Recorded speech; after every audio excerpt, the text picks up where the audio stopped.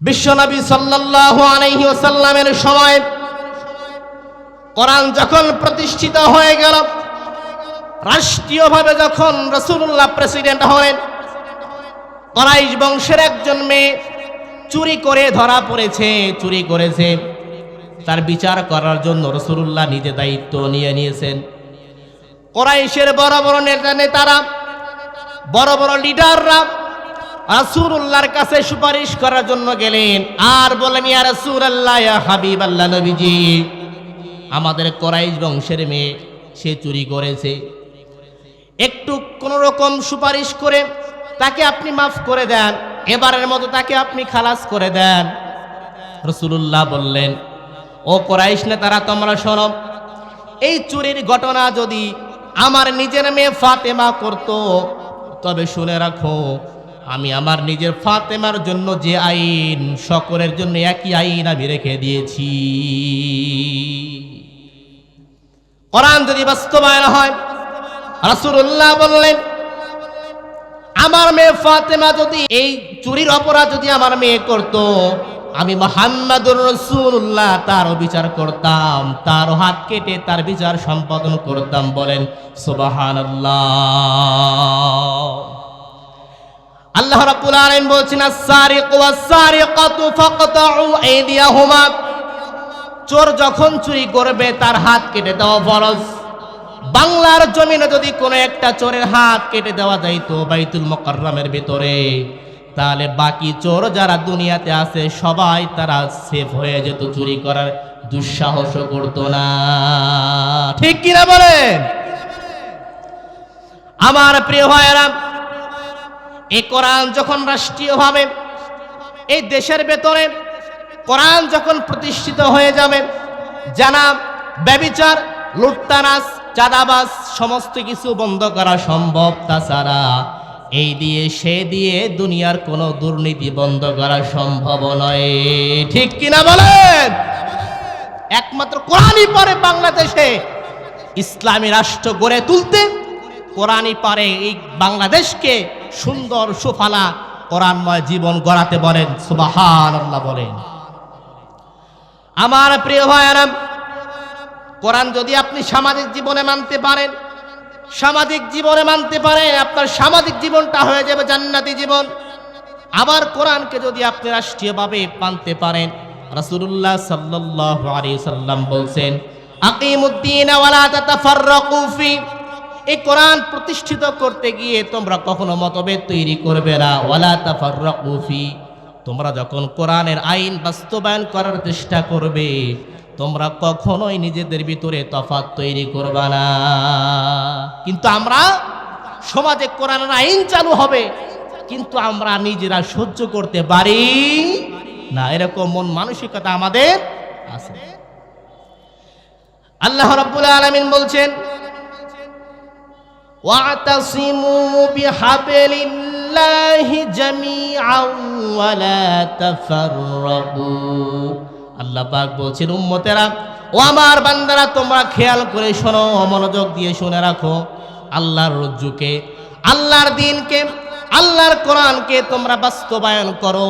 আর বাস্তবায়ন করতে গিয়ে কে জামাত, কে আলিয়া, কে সুন্নি, কে কওমি, ভেদাভেদ তৈরি করা যাবে না। কাঁধে কাঁধ মিলিয়ে সকলকে কোরআন জীবনে আমাদের রাষ্ট্রীয়ভাবে পালন করতে হবে এবং প্রতিষ্ঠিত করতে হবে। বলেন সুবহানাল্লাহ। কোরআনকে রাষ্ট্রীয়ভাবে আমাদেরকে মানতেই হবে, মানাতে হবে, আল্লাহ পাকের হুকুম প্রতিষ্ঠিত করতেই হবে। আমার প্রিয় ভাইয়েরা, আমি আপনাদেরকে বলছিলাম, মুসলমান জাতি উম্মতে মুহাম্মাদি তিনটা বিষয়ে আল্লাহ পাক এমন তিনটা বিষয় দান করেছেন, যেই তিনটা বিষয় পূর্বের কোন নবী এবং রাসূলকে আল্লাহ পাক দান করেন নাই। প্রথম নাম্বার হচ্ছে কোরআন, দ্বিতীয় নাম্বার হলো উম্মতে মুহাম্মাদিকে আল্লাহ পাক যেই দ্বিতীয় নাম্বার জিনিসটা দিলেন তার নাম হলো দ্বীন। এই দিনকে আল্লাহ পাক মানব জাতিকে, মুসলিম জাতিকে একমাত্র শ্রেষ্ঠ ধর্ম হিসাবে দিয়ে দিয়েছেন। বলেন সুবহানাল্লাহ। শুধুমাত্র একমাত্র মুসলিম জাতিকে আল্লাহ পাক এই দিন নামক ধর্মটা আল্লাহ দান করে দিয়েছেন। অন্য কোন জাতিকে আল্লাহ পাক এই মুসলিম জাতির মতো ধন্য করেছেন এরকম কোন নজির পৃথিবীতে নাই। সম্মানিত ভাইরা, এই কোরআন, এই দিন হচ্ছে আমাদের মুসলিম জাতির জন্য আল্লাহ পাকের কাছে সবচাইতে নিকট পছন্দনীয় জিনিস হচ্ছে এই ধর্ম, এই দিন। আল্লাহ রাব্বুল আলামিন বলেন, ইন্নাদ-দীনা ইনদাল্লাহিল ইসলাম। আল্লাহ পাক বলছেন, বান্দারে, আমি আল্লাহর কাছে সবচাইতে সুন্দর মনোনীত পছন্দের ধর্মের নাম হলো ইসলাম। সবচাইতে পছন্দের ধর্মের নাম হলো ইসলাম, সেটা আল্লাহর কাছে পছন্দ। সুবহানাল্লাহ বললেন না? আমার প্রিয় ভাইয়েরা, এই দিন ব্যতীত আপনি যদি অন্য কোনো ধর্ম মানতে যান, অন্য কোনো ধর্ম শিখতে যান, তাহলে আপনি ক্ষতিগ্রস্ত হয়ে যাবেন। আল্লাহ পাক তাও বলে দিয়েছেন, وَمَن يَبْتَغِ غَيْرَ الْإِسْلَامِ دِينًا فَلَن يُقْبَلَ مِنْهُ وَهُوَ فِي الْآخِرَةِ مِنَ الْخَاسِرِينَ। আল্লাহ রাব্বুল আলামিন বললেন, যদি কোনো মানুষ আমার এই ধর্ম ব্যতীত, আমার এই দিন ব্যতীত, ইসলাম ব্যতীত অন্য কোনো ধর্ম গ্রহণ করে, খোঁজে, ধর্ম গ্রহণ করে মেনে নেয়, আল্লাহ পাক বলছেন, উম্মতেরা, বান্দারা, তোমরা শোনো, ফালা ইউকবালা মিনহু ওয়া হুয়া ফিল আখিরাতি মিনাল খাসিরিন। অবশ্যই অবশ্যই তোমরা আল্লাহর কাছে ক্ষতিগ্রস্ত হয়ে যাবে, কিয়ামতের দিন আল্লাহর জাহান্নামে চলে যাবে। দিন ব্যতীত, ইসলাম ব্যতীত, এই ধর্ম ব্যতীত অন্য কোনো ধর্ম চর্চা করলে, মেনে নিলে, সে ব্যক্তি 100% জাহান্নামে যাবে, এতে কোনো সন্দেহ নাই। সম্মানিত ভাইরা, এই দিনই পারে আপনাকে একমাত্র মুসলিম জাতি উম্মতে মুহাম্মাদির পরিপূর্ণ দিন মানার কারণে ইসলাম আপনাকে জান্নাত দেবে, একমাত্র গ্যারান্টি কোরআন দিয়ে দিয়েছেন। বলেন সুবহানাল্লাহ। তাহলে আমরা এমন কোরআন পেয়েছি, এমন এক দিন পেয়েছি, যেই দিন অন্য কোন মানুষ, অন্য কোন উম্মতে মুহাম্মদী ছাড়া কেউ পায় না, শুধুমাত্র আমরাই পেয়েছি। বলেন না সুবহানাল্লাহ। 3 নাম্বার যে জিনিসটা আমরা পেয়েছি সেটা হচ্ছে নবী করিম সাল্লাল্লাহু আলাইহি ওয়া আলিহি ওয়াসাল্লাম। উনি আমাদের জন্য রহমত, উনি আমাদের জন্য বরকত। এটা অন্য কোন উম্মতেরা পায়নি, শুধুমাত্র আমরা উম্মতে মুহাম্মাদী পেয়েছি। বলেন সুবহানাল্লাহ। আমরা 3টা বিষয়ে ধন্য, আল্লাহ আমাদেরকে ধন্য করেছেন। বলেন সুবহানাল্লাহ। আল্লাহ রাব্বুল আলামিন বলছেন, উম্মতেরা, তোমরা শোনো, উম্মতে মুহাম্মাদীকে আমি রব্বুল আলামিন এমন একটা রাসূল তোমাদের মাঝে আমি প্রেরণ করে দিলাম, যেই রাসূলের মতো রাসূল দুনিয়াতে একজনও নাই। আমি উম্মতের এই বান্দাদেরকে আমি ধন্য করার জন্য, জান্নাতি বানানোর জন্য মুহাম্মাদুর রাসূলুল্লাহকে নবী হিসাবে তোমাদেরকে আমি দান করে দিলাম। বলেন সুবহানাল্লাহ। আল্লাহ রাব্বুল আলামিন রাসূল, এমন একটা রাসূল আমাদের জন্য দান করলেন, যেই রাসূলের মতো রাসূল 2,24,000 পয়গম্বর দুনিয়াতে আগমন করেছেন, কিন্তু আমার রাসূলুল্লাহর মতো এত সম্মানীয় নবী, এত ভালো নবী কোনোদিন সম্ভব হয় নাই, আসে নাই। আল্লাহ পাক এত সুন্দর নবী আমাদের জন্য দান করে দিয়েছেন। অমায়িক ব্যবহারের দিক দিয়ে প্রত্যেকটা সাইড দিয়ে রাসূলুল্লাহ ছিলেন 100%। বলেন সুবহানাল্লাহ। আমার প্রিয় ভাইরা, আমার রাসূলকে আল্লাহ পাক এই পৃথিবীর জন্য রহমত স্বরূপ পাঠিয়েছেন। আল্লাহ পাক বলছেন, বান্দারে, আমি আল্লাহ পাকের শক্তি, আমি আল্লাহ পাকের কুদরত যতদূর পর্যন্ত রয়ে গেছে, আমি মুহাম্মাদুর রাসূলুল্লাহকেও এই দুনিয়াতে গোটা মাখলুকের জন্য রহমত স্বরূপ পাঠিয়ে দিলাম। বলেন সুবহানাল্লাহ।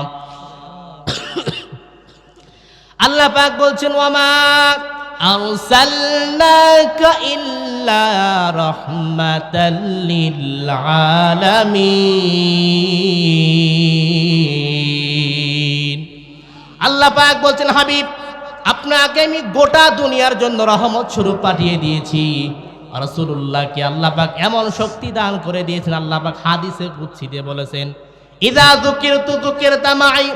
হাবিব, আমি আল্লাহ পাকের কুদরত যেখানে, আমি আল্লাহ পাকের জিকির যেখানে চলবে, আমি আল্লাহ পাকের কুদরত যেখানে চলবে রাসূল আপনি শুনে রাখেন, আপনার সম্মান, আপনার মান সম্মান, আপনার ইজ্জতকে আমি এত বাড়িয়ে দিয়েছি, দুলক বুলক ছাড়িয়ে 7 আসমান পেরিয়ে 70,000 নূরের পর্দাকে ভেদ করে রাসূলুল্লাহর সম্মানকে আল্লাহ পাক একেবারে আরশে আজিমে পর্যন্ত পৌঁছায় দিয়েছেন। বলেন সুবহানাল্লাহ। গোটা দুনিয়ার ভেতরে যতগুলো নবী এবং রাসূল এসেছে, আমার রাসূলুল্লাহকে আল্লাহ পাক আরশে আজিমে জায়গা করে দিয়েছেন, কিন্তু অন্য কোন নবীকে, অন্য কোন রাসূলকে এই সুযোগটা আল্লাহ পাক দেন নাই। সুবহানাল্লাহ বলেন। আমার প্রিয় ভাইয়েরা, আল্লাহ রাব্বুল আলামিন এমন একজন রাসূল দুনিয়াতে আগমন করায় দিলেন, যেই রাসূলুল্লাহর সম্মান, যেই রাসূলুল্লাহর ইজ্জত, যেই রাসূলুল্লাহর শান এবং মানকে আল্লাহ পাক আরশে আজিম পর্যন্ত পৌঁছায় দিয়েছেন। সেই রাসূলুল্লাহর শানে আজও বাংলাদেশে রাসূলুল্লাহর নামে ব্যঙ্গ করা হয়, গালি দেওয়া হয়, এরকম আছে না নাই? আমরা বলতে চাই, বাংলাদেশের শেখ মুজিবুর রহমানকে যদি কেউ গালি দেয়, তাকে আইনের আওতায় এনে বিচার সম্পাদন করা হয়, ফাঁসির কাস্টে ঝুলানো হয়। শহীদ প্রেসিডেন্ট জিয়াউর রহমানকে কেউ গালি দিলে তাকে আইনের আওতায় আনা হয়, বিচার করা হয়। কিন্তু বাংলার জমিনে রাসূলুল্লাহকে গালি দিলে তার বিচার করা হয় না কেন? জবাব চাই, ঠিক কিনা? আমার রাসূলুল্লাহকে নিয়ে কটূক্তি করে, ব্যঙ্গ করে, তাদেরকে বিচারের আওতায় এনে বিচার করে ফাঁসির কাস্টে ঝুলাতে হবে। সম্মানিত হাজিরিন, আল্লাহ রাব্বুল আলামিন রাসূলুল্লাহকে যে সম্মান, যে ইজ্জত দান করেছেন, ওই ইজ্জত নিয়ে কোনো ব্যক্তি যদি কোনো কটূক্তিমূলক, ব্যঙ্গাত্মমূলক কথাবার্তা বলে, আমরা মাথার পাগড়ি বুকে বেঁধে, পাদায় বেঁধে, দরকার পরে আরেকটা জুলাই আগস্ট আন্দোলন করব। রাসূলুল্লাহর শানে বেয়াদবি আমরা করতে দেব না, দেব না, দেব না, ঠিক কিনা? রাসূলুল্লাহর শান ও মানকে আল্লাহ পাক আরশে আজিমে দিয়েছেন। ওই রাসূলুল্লাহর সম্মান, ইজ্জত, মান সম্মান নিয়ে কোন মানুষ ব্যঙ্গাত্মমূলক কথাবার্তা বলবে, সিনিমিনি খেলবে, এটা আমরা হতে দেব না, হতে দেব না। ইনশাআল্লাহ কারা কারা রাজি আছেন? দু হাত তুলে আল্লাহকে দেখান। নারে তাকবীর, নারে তাকবীর। হাত আল্লাহ পাক সকলকেই কবুল করুন, আল্লাহুম্মা আমিন।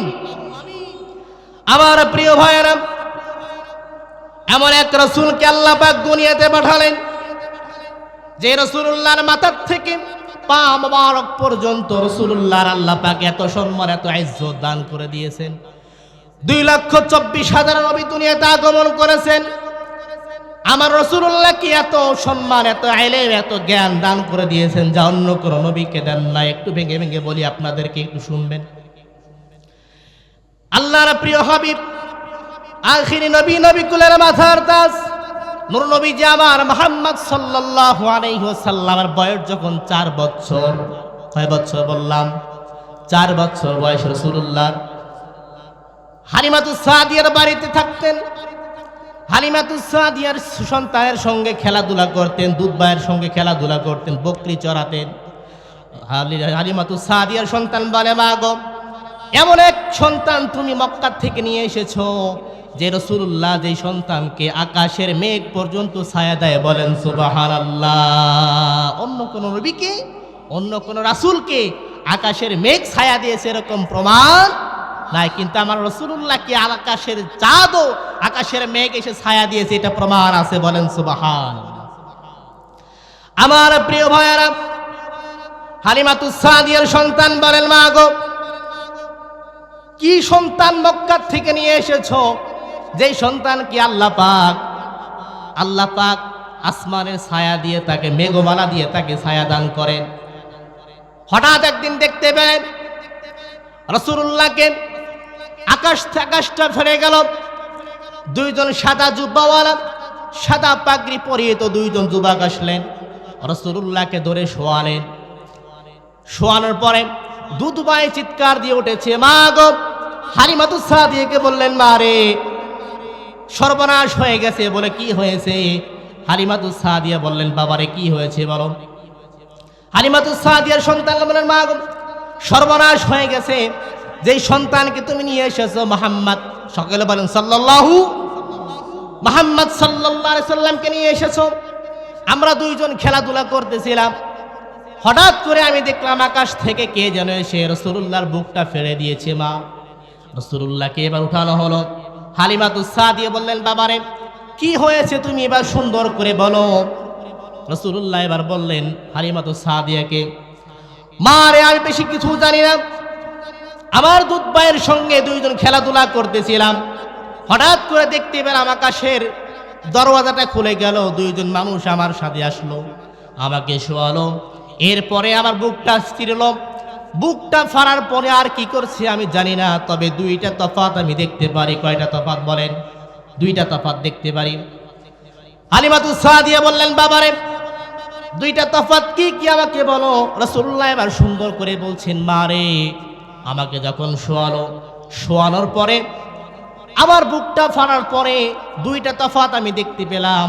আগে যখন আমি আকাশের দিকে তাকাতাম শুধুমাত্র আকাশটাই দেখতে পেতাম, আর কিছুই দেখতে পেতাম না, তবে এখন একটা তফাত দেখতে পারি।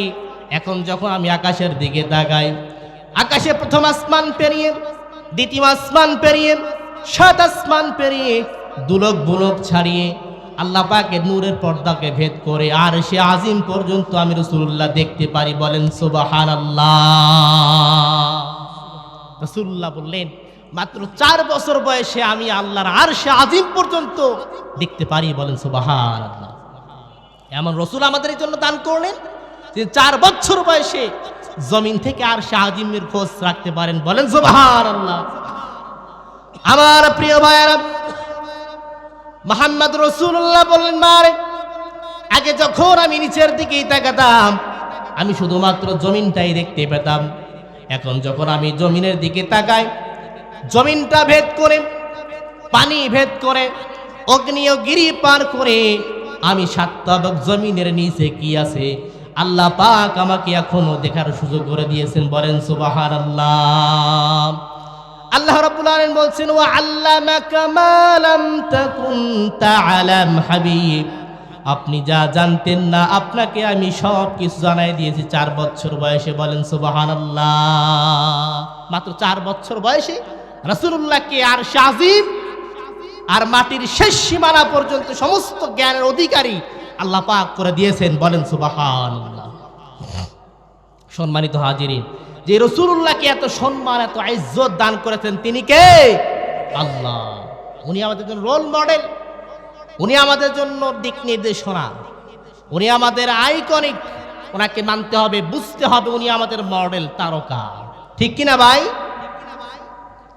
আমার প্রিয় ভাইয়েরা, আমার রাসূলুল্লাহকে আল্লাহ পাক কেমন রহমত কেমন বরকত দিয়ে দুনিয়াতে পাঠালেন। ছোট্ট একটা হাদিস আপনাদেরকে বলি। আল খাসায়াসুল কুবরা 2য় খণ্ডে হাদিসটা এসেছে হযরতে আনাস রাদিয়াল্লাহু আনহু থেকে বর্ণিত। হযরতে আনাস বলেন, আমি যখন সকালবেলা রাসূলুল্লাহর দরবারে গেলাম, রাসূলুল্লাহর দরবারে যাওয়ার পরে দেখলাম সমস্ত সাহাবায়ে কেরামদেরকে নিয়ে রাসূলুল্লাহ তালিম দিচ্ছেন। আমি হঠাৎ খেয়াল করলাম আমার রাসূলুল্লাহর পেটের ভিতরে পাথর বাঁধা। এবার সাহাবায়ে কেরামদেরকে আমি জিজ্ঞাসা করলাম, ভাই রে রাসূলুল্লাহর পেটের ভিতরে কেন পাথর বাঁধা রয়েছে? সাহাবায়ে কেরাম বললেন, ও আমার ভাই আনাস, তুমি কি জানো না রাসূলুল্লাহ এমন রহমতের নবী, রাসূলুল্লাহ এমন বরকতের নবী, সমস্ত মানুষদেরকে উনি খাওয়াতে পারেন, কিন্তু উম্মতের ব্যথায় ব্যতীত হয়ে 4 দিন যাবত উনি কিছু খায় নাই। বলেন সুবহানাল্লাহ। হযরতে আনাস ডুকরে ডুকরে কান্না শুরু করে দিল।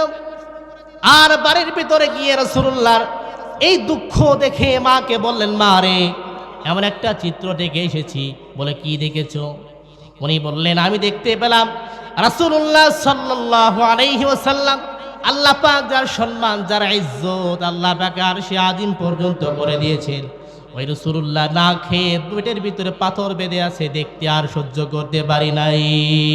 সুবহানাল্লাহ। আমার প্রিয় ভাইরা, হযরত আনাস রাদিয়াল্লাহু আনহু বাড়িতে গেলেন।